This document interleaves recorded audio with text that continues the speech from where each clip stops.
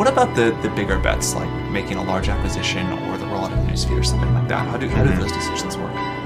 So I actually think when you do stuff well, you shouldn't have to do big crazy things. We bought the Oculus team for a lot of money, but I actually view that as if we'd done a better job of building up some of the expertise to do some of that stuff internally, then maybe we wouldn't have had to do that. But instead we hadn't done that, and the Oculus team is by far the most talented team working on that problem.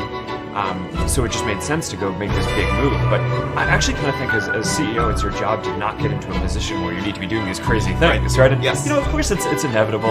Over the period of doing stuff, you can't be ahead of everything. So it's better to make big moves and be willing to do that than have pride and not do that and never admit that you could have done something better in the past. But I think when stuff is working well, you're learning incrementally and growing that way.